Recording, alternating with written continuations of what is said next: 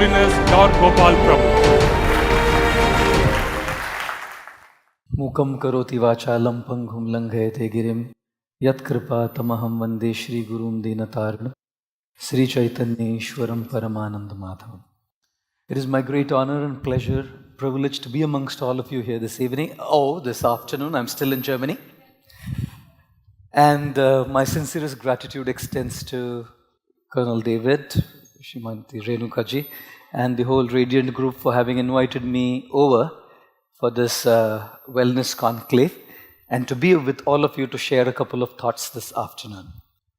The subject matter I was asked to speak on is spiritual wellness. I travel a lot and I see that every country has a USP, a unique selling proposition. When we talk about the United States of America, it has a USP: liberty, freedom, comfort for the citizens. When we talk about the United Kingdom, it has a USP: royalty, the supremacy of the Queen. When we travel to Japan, Japan has a USP: technology. You travel to the Middle East, Middle East has a USP: oil. And when we talk about India, India also has a USP, a unique selling proposition, something that all of us are known for. Sometimes I say, how do you recognize an Indian? An Indian is known by a man or a lady who will use the shampoo till the last bit by putting water to the bottle. How do you recognize an Indian? You would know an Indian by a man or a lady who will use the balan, the rolling pin, to squeeze the last bit of the toothpaste out of the toothpaste. How do you recognize an Indian? An Indian is a person who gives another person a missed call. That culture doesn't exist in the world. There's nothing like a missed call in the world, by the way, ladies and gentlemen. How do you know an Indian? You would know an Indian by a person who will use a t-shirt till there's a hole in it. And once it's unusable in the day because there's a hole in it, you would probably start using it in the night. And if it's still not usable in the night any longer, you keep it for Holi. And if it's not even usable for Holi, then you use that pocha. Then you know, for sure you know then that you are truly an Indian. Yes, ladies and gentlemen, we are known for our sparing nature. No wonder a lot of people in this world are super wealthy. In this country are super wealthy. India is known for Bollywood. India is known for its cricket. India is known for its beautiful architecture, magnificent edifices. India is known for its Himalayas. India is known for its literary contributions. India is known to be a developing economy now. Indeed, India is known for many, many things. But what India is specially known for on this planet Earth is its unique contribution in the field of spirituality. Wherever I travel in the world, I see people glorifying, talking about, eulogizing the principle of spirituality that comes from this great land, Bharat Bhumi.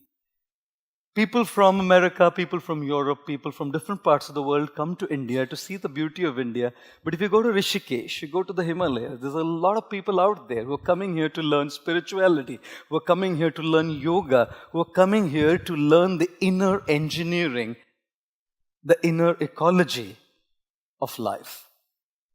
Of course, when we talk about wellness, how can we neglect the principle of spiritual wellness? This afternoon, I thought I would share with you an analogy that one of my spiritual mentors, His Holiness Sachinandan Swami, who's a German by birth, once told me. It's a beautiful analogy. It's called the tree of life. Whenever we look at a beautiful tree, one of the most essential parts of the tree is its roots. A tree has three aspects to it, essentially. One is the roots, the second is the trunk, and third is the crown of the tree. And when we talk about the roots, a healthy tree has healthy roots. The deeper the roots, the stronger the roots, the tree stands strong in storms, cyclones, hurricanes, and tornadoes. and the roots are not seen to our eyes. Ladies and gentlemen, those roots are compared to our spirituality. Our achievements are seen to people, our gadgets are seen to people, our money is seen to people, our accolades are seen to people, our charisma is seen to people, our success is seen to people. What's not seen to the eyes of the people is our roots, our spiritual development.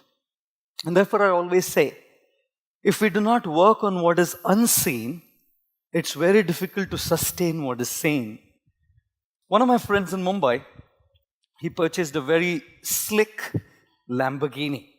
He's a wealthy guy. He purchased a very slick, posh yellow Lamborghini. He's a Gujarati. So he called me from the showroom and he said to me, Swami ji, Hindi mein bole wo, Swami ji, aap pagla karenge? I said to him, bhai, duniya pagli hai. Ab aur kisko pagla karenge? He said, nahi. In Gujarati, pagla means, will you kindly touch your feet to my car? Pagla. Ghar ka pagla karenge, gaadi ka pagla karenge, office ka pagla karenge, which basically meant, will you bless my car?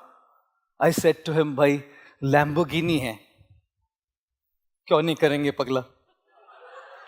Sadhuon ko kab Lamborghini ka pagla karne milega? I said, please come along, The gentleman drove to where I lived.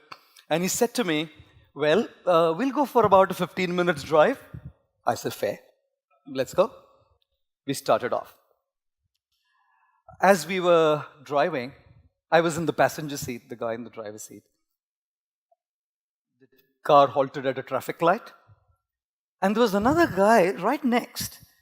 He kind of turned around and he saw this slick, yellow, posh Lamborghini in Mumbai, a rare sight to see, and his eyes went big. Wow! And straight after, he looked inside the car and he saw me and his eyes went bigger. And he had this expression on his face, Kya Swami ji, aap bhi? I wanted to pull the window off and said, Mere bhai, ye meri gaadi nahi, main pagla tha jo pagla karne baitha hai idhar gaadi pe. It's not my car, man. The 15 minutes drive had turned into 35 rather. At the end of 35 minutes, I said to him, look, I need to get back because I need to attend a meeting. Can we drive back? What this man did shocked me to the core. Probably will shock you to the core. This man started crying like a baby. These weren't tears of joy. These were tears of anguish and pain. You know how to detect tears of joy and sorrow? You just use your thermometer to check maybe. Because tears of joy are cold and tears of anguish are warm. Of course, next time anyone cries, don't take a thermometer saying, are you happy or are you sad? I asked him to park the car near the sidewalk. I said to him, what happened? With great difficulty he spoke and he said, just 3 days back, my wife has filed papers for divorce. I love her. My children love her. She's one of the best mothers that one can ever have. And we don't want to miss her. We've tried everything possible. It just doesn't work. Of course, I tried to console him, pacify him. And then I was thinking to myself, the world sees his Lamborghini. The world sees his success, the world sees his bank balance, the world sees his popularity, the world sees all of these things, and I sit with the who's who in the country. And when they confide with me, I see what's happening inside. Ladies and gentlemen, yes, the trunk of the tree is visible to our eyes. Ladies and gentlemen, yes, the crown of the tree is visible to our eyes, but the roots of the tree, which are underneath the soil, which are invisible to our eyes, is our inner development, our spiritual development. And unless we make that spiritual development and our spiritual growth strong, the storms, the hurricanes, the cyclones of life do get over to us and bog us down, pull us down in life. Therefore, I say, some people are just so poor, so absolutely poor that all they have is money. And thus I say, if you want to know how rich you are, then count all those things you have that money cannot buy. I'm not saying money is bad. I'm not saying we shouldn't have money. I'm just saying that we can't connect that as the be-all and the end-all of life. Krishnamurti ji, thank you for your financial advice. And I'm sure that advice must be taken very seriously in order to really keep it going and life going. At the same time, we also need to look at the roots. And that's why I say the roots, strengthening the roots happens by connection. Connection to our own selves, connection to divinity. That's why meditation, yoga, chanting, prayer is gaining such popularity all over the world, because everyone says that the unseen roots need to be strengthened so that the tree is strong. And when those roots are strong, the second aspect, which is the trunk of the tree is our physical and our emotional well-being. That's the trunk. And a trunk can stand strong and a trunk can stand stable only if the roots are deep and strong. If the roots aren't deep and strong, the trunk is dodgy and wobbly. A hurricane or a cyclone can shake it, sometimes even uproot it from the very core.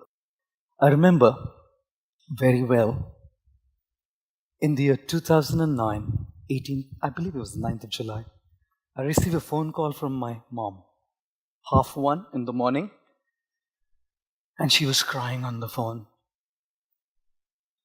I guessed it. The inevitable has happened. My father was bedridden from Parkinson's disease. I knew something untoward had taken place. Obviously, my father had passed away. I went for the cremation. My father's body was lying on stage. A few family friends, a couple of relatives were all there, talking a few good words about my father. It's quite amazing, when you're born, people love you, and when you die, people love you. In between, you have to manage. It's quite funny. When you're born, hey, they'll do all that. And when someone dies, अच्छा था बेचारा, अरे बीच में बोल ना. बीच में बोलने में मर गया तू, बीच में बोलने में talk something good about that person. They started talking about my father, all these good things and all of that. And then one member, who was the leader of the community I belonged to, and who also happened to be family, spoke a few words about my father, and then he said, actually this man would have lived longer, but the cause of this man's death is a son. He called me the killer of my father. Did you hear that? Could there be an insult worse than that? That night when I went to my mom's house, even after years of my spiritual practice, I was tossing and turning as these words rang in my ears, that I was the killer of my father. It was because of me that my father had died. Ladies and gentlemen, my mind was restless. My emotional state had been disturbed. And when your emotional state is disturbed, you can't sleep, you can't get anything out of life. Your experience of life is proportional to your emotional state. Therefore, William Blake said, the mind can make heaven out of hell or hell out of heaven. That night, as I tossed and turned, I remember one statement my guru, Radhanath Swami, the author of The Journey Home, if you can grab it, read it, beautiful book. He said, do not give the remote control of your emotions to someone else. That man, by what he was saying, was pressing a button on the remote control and making me feel trashed. I depend on you to say that your talk was great and feel good, and I depend on you to say that my talk was bad and I feel trash. That means I've given the remote control to you. I feel good because you make me feel good. I feel bad because you make me feel bad. And how shallow is life that I don't have the guts to take the control of my emotions in my own hands. Ladies and gentlemen, we have to learn how to take the control of our feelings in our own hand. I will not allow any damned person under the sun to make me feel good or bad by what he or she says. If they say good, fine, that's good. Appreciation, nice, I'm happy with it. And even if they trash me, fine, it's their opinion. It's the way they think. Ladies and gentlemen, the trunk is our physical and our emotional stability, and I'm not getting into the physical well-being because of paucity of time, obviously. And the last one is the crown. The crown is our contribution to the world. The crown is where the fruits come. The crown is where the leaves come. The crown is where the flowers come. And the fruits are for others. The flowers are for others. The leaves are for others. The shade that the crown of the tree gives is for others. Our contribution to others. Sanskrit is an amazing language. Because in Sanskrit, if you want to call someone an ass or a donkey, you call him Vaishakhanandan. Now, next time, if you want to call someone a donkey, say, hey, Vaishakhanandan. God, he'll think you're composing a poetry on him, I must tell you. You know. And Sanskrit is amazing because in Sanskrit, ice cream is called Dugdha Sharkara Yukta Hima Ghanagola Gattu. Now, if you want to say mango ice cream, you would say Amra Dugdha Sharkara Yukta Hima Ghanagola Gattu. And if you want to order it, God, to say Amra Dugdha Sharkara Yukta Hima Ghanagola Gattu Anaya, by the time you order it, it will melt away, you know. You know why I'm saying this? I'm saying this because people say that life is like an ice cream. You should enjoy it before it melts. It'll indeed melt away. I say life is like a candle. You should bring light to others before it melts. Both the ice cream melts and the candle melts. But the ideology behind the ice cream is selfish enjoyment, and the ideology behind the candle is selfless contribution, selfless service to others. And each of us, in our own ways, must learn how to contribute like the crown of the tree. I must end with this little thing that I want to say. This last one point I would like to mention is this. If you have ever been on a flight, the members of the cabin crew will come there and say, ladies and gentlemen, this is a seat belt, I know. This you have buckle it, I know. I know some pilots are sitting here, I must apologize. You know, if there be a lack of oxygen supply in the cabin, oxygen masks will drop from the cabin above your heads. Secure your mask properly and breathe normally. Make sure your oxygen mask is secured properly before you help others. God, I thought this is the height of selfishness. But if you don't keep yourself in place, you can't help others. If you don't have resources, you can't share your resources. If you don't feel love, you can't share love. If you don't feel hope, you can't give hope. If you don't feel uplifted, you can't uplift others. Therefore, be selfish first. Care for your roots. Care for your trunk. Because only when your roots and trunk are in place, then the crown can give others. How many of you like to look beautiful? Any of you like to look handsome? Those who are not raising their hands think they're already good looking. Anyway, that's another story of it. One lady came to class, teacher came to class and wrote on the whiteboard, I am beautiful. Which tense is it? The student says, past tense, madam. You know. Our late president, Shri Abdul Kalam ji, said a very nice thing which left a deep mark on me.